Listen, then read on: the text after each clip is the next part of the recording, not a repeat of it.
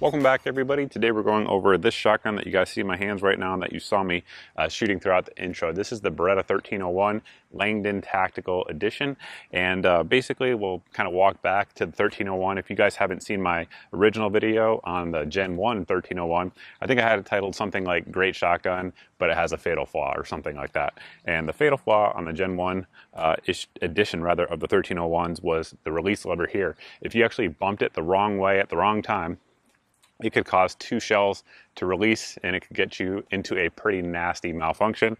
It was there as a design feature to help unload it quickly, but for a tactical gun was definitely suboptimal. Some companies made some aftermarket parts that could minimize the chance of it, but with the Gen 2 version, which is what I'm holding here, of course upgraded, but the Gen 2 base gun, it doesn't have that ability, and our release lever here doesn't have that. So it's just simply gone, which is good because that was, as I said, a fatal flaw for a defensive type shotgun. So that certainly is a good thing. But the base model 1301 is what this gun is built off of. And when you order it from Langdon Tactical, they actually include all of the original stuff. I don't know why you'd ever want to put it back on, but if you wanted to, you could. But they do some upgrades to it, as well as we'll talk about just the base gun as well, which is a pretty good gun because I'm sure a lot of you out there don't know a ton about 1301 if you're watching this. So out here on the end, we have the Nordic Components +2 magazine extension. It does have the barrel clamp as well on there, so that'll give you 7+1 with 2 3/4 inch shells rather than the 5+1, which it comes in as the base model. So that is the first edition out there at the end. It does have the Stellium barrel from Benelli. So for those of you guys that don't know what Stellium is, it is the actual property of the metal itself, which is a proprietary thing to Benelli. But one thing that's cool about the Stellium barrels that really was, up until a couple years ago, only available on really high-end shotguns that they were producing, is that basically the area from the bore down to where it actually gets down to the diameter, to the 12 gauge diameter, is extended. So basically the forcing cone is 14 inches on this barrel, whereas on most shotgun barrels it's 2 to 5 inches, just depending on the brand and the maker. So what that does is it allows less deformation to the shot, regardless of the type of shot that you're actually putting through, whether it be buckshot, steel shot, whatever the case may be. It allows less deformation to those pellets because it's being kind of pushed together more slowly. So it allows for more true flight as it comes out. And we should also point out there, it is an 18.5-inch barrel, and it does take screw-in chokes from the factory. So any of your Beretta chokes will work on this gun as well. When the 1301s first came out, one of the big things I liked about them was the operating system. It has what Beretta calls their Blink operating system in there. And essentially, it is an enclosed piston design.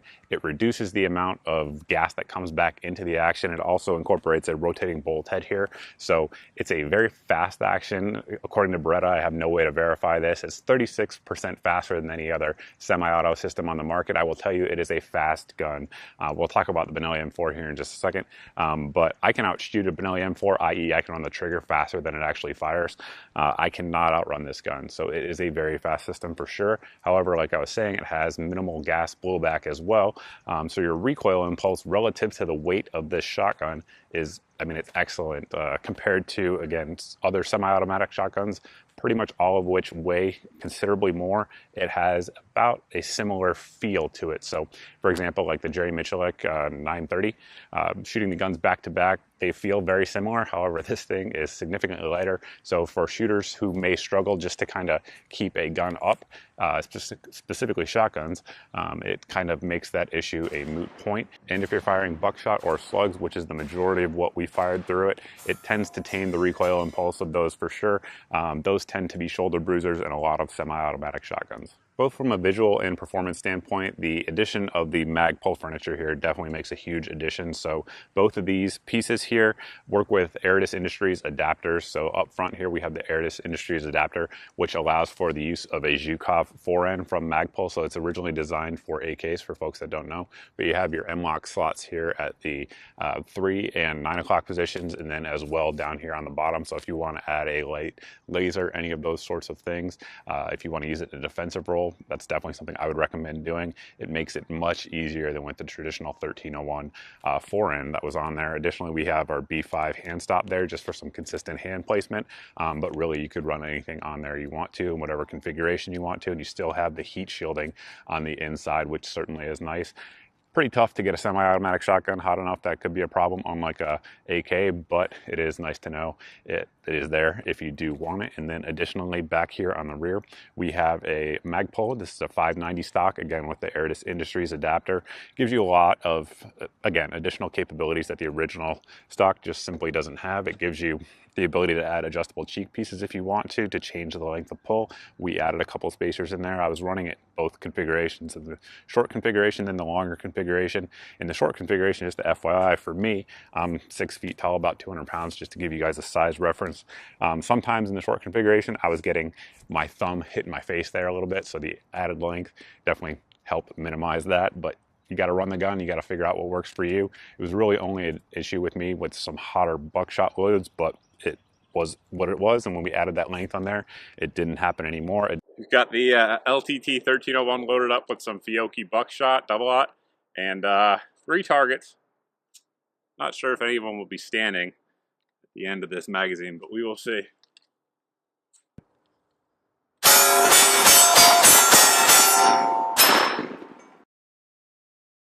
Additionally, the stock is just super ergonomic. We have our sling attachment points, of course, which is nice. You can short stock with it as well very easily with good ergonomics here on the Magpul stock. So definitely a great addition with both of those.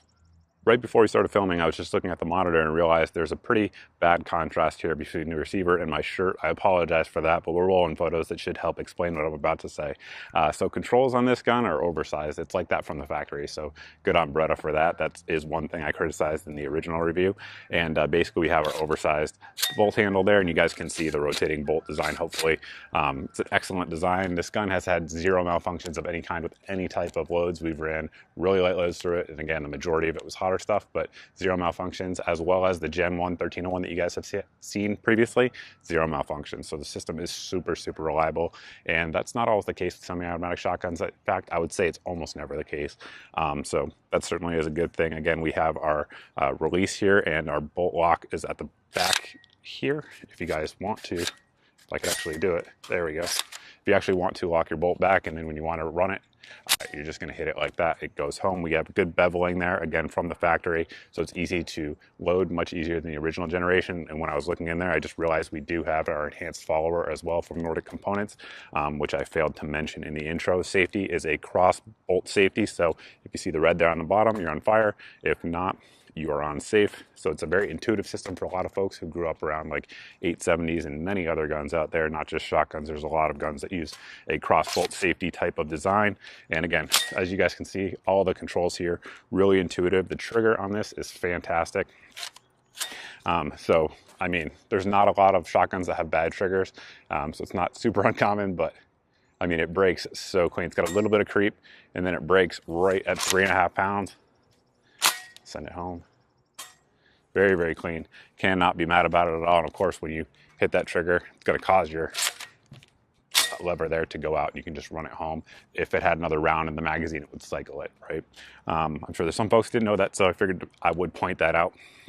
Optics mount that we have on here is the Crom. This one here is for a Trijicon RMR. However, they do make them for the Aimpoint Micros as well. And basically, it's an optics mount, as you guys can see. And then it also has sort of a chopped off ghost ring there in the back, and then we have our bead sight, or not our bead sight, our blade sight rather, up front, which has nice protective wings on there. Again, it is designed as a tactical combat oriented shotgun, and in that regard it's fantastic. We've ran the Holosun. This is the 508T on there. It's a titanium version of their micro red dot optic. Fits RMR bases, of course, as you guys can see. Has that circle dot reticle, really nice on a shotgun. It's quick, it's reliable. So far we've had 0 issues with it to date. Of course, again, if you want to use RMR or any of the Aimpoint clones or Aimpoint Micros, they have that option as well. The last accessory or feature that we didn't go over so far is going to be the Airtis Industries. This is their shell carrier. I really like these. I've talked about these in previous videos. I actually don't think I have a full video on them, but I have these mounted up on all of my, I guess you'd say, serious use shotguns for the most part. There's a couple exceptions to that, ones that I had set up before these came out, but these are excellent. It is all CNC machined. It's very simple to change out. You can carry extra ones in an AR-15 mag pouch if you want to. But what's nice about these is the way that they actually manufacture these. Unlike any of your soft or rubber ones out there, or soft cloth material ones, over time they don't loosen up. So it stays with the same tension I mean, I've had these for years now, 3 or 4 years, and you never lose that tension, which certainly is nice because on a shotgun, things tend to move around a lot because of the recoil impulse, and they're fantastic. And as you guys can see, again, super easy to change out and put a new one in if you guys want to do so, or if you just want to keep it on there essentially as a permanent fixture and then load from there and just drop it in and go. But that is what it comes with there. It's as the LTT edition of this particular shotgun. We already covered reliability. Again, neither of my 1301s have had a single issue ever. The things just run, which in my opinion is the most important thing of any type of gun, period. You want reliability and dependability, and they're definitely there with these two guns. Now, price-wise, not inexpensive as you guys would probably imagine. The base model 1301s are not inexpensive, the Gen 2s anyway, which is, again, is what this is based on. But with everything that you guys see here, you know, sans the light and the optic, but the mount and all the accoutrement that we talked about here, comes in at $15.99 MSRP from the folks at Langdon Tactical. There'll be a link down below in the video description, of course, if you guys want to pick one up, or pin in the comments. But again, it's not inexpensive.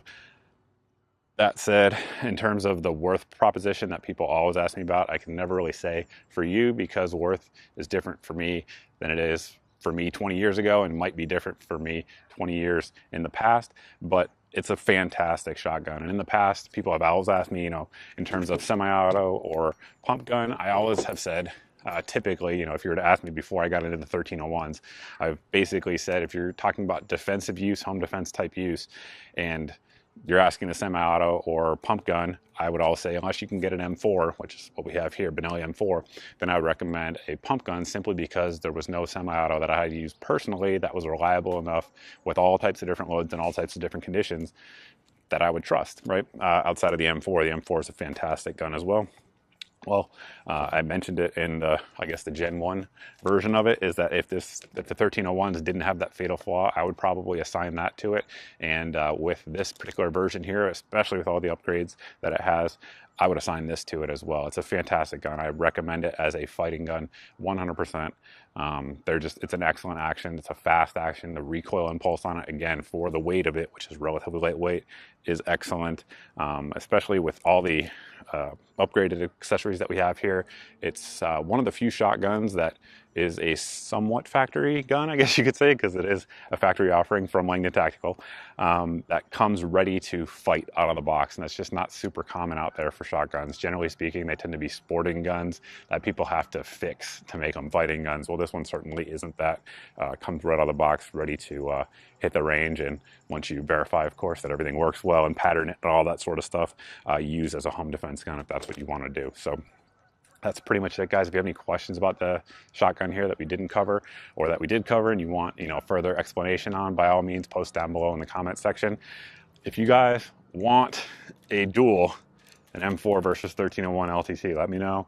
I may do a comparison video. I generally don't want to, but since those are the two that I really do recommend, I'm sure folks will want a comparison. But if you want that, let me know down in the comment section.